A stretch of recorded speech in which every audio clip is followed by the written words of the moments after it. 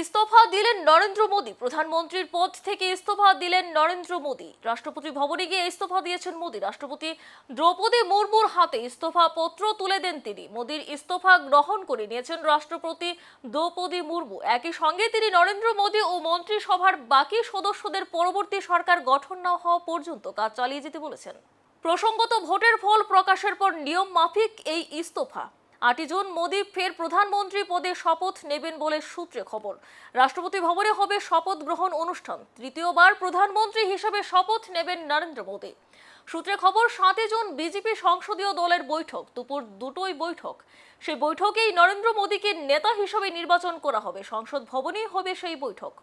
এদিকে লোকসভা ভোটের ফলাফল প্রকাশের পর আজ বৈঠকে বসছে এনডিএ ও ইন্ডিয়া ব্লক উভয় পক্ষই। নতুন সরকার গঠনের সমীকরণ কি হবে তা এখনো স্পষ্ট নয়।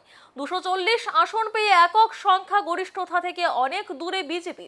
সেক্ষেত্রে সরকার গঠনের ক্ষেত্রে মেইন ফ্যাক্টর হতে চলেছে টিডিপি ও জেডিইউ। এখনো পর্যন্ত তারা এনডিএ এর সঙ্গেই রয়েছে বলে খবর।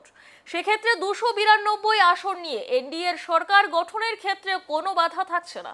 এখন মোদী তৃতীয়বারের জন্য প্রধানমন্ত্রী পদে শপথ নিলে তিনিই হবেন দেশের দ্বিতীয় প্রধানমন্ত্রী, যিনি পরপর 3বার প্রধানমন্ত্রী হলেন।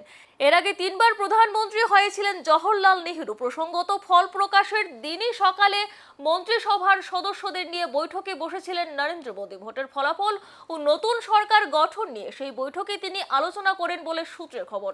প্রধানমন্ত্রী বাসভবনে হওয়া সেই বৈঠকে ছিল মোদী সরকারের শেষ মন্ত্রিসভার বৈঠক। আজ বিকেল 4টায় এনডিএর বৈঠক দিল্লিতে। সেই বৈঠকে যোগ দিচ্ছেন টিডিপি প্রধান চন্দ্রবাবু নাইডু ও জেডিইউ প্রধান নীতিশ কুমার। ওইদিকে আজ ইন্ডিয়া ব্লকের বৈঠকে যোগ দিতে চলেছেন অভিষেক বন্দ্যোপাধ্যায়, অখিলেশ যাদব, তেজস্বী যাদব, সীতারাম ইয়েচুরি, ডি রাজা। থাকবেন এমকে স্টালিন এবং আপের প্রতিনিধিরাও।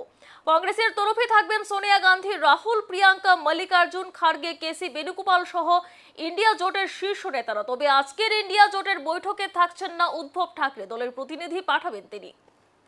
Report, news vigilante.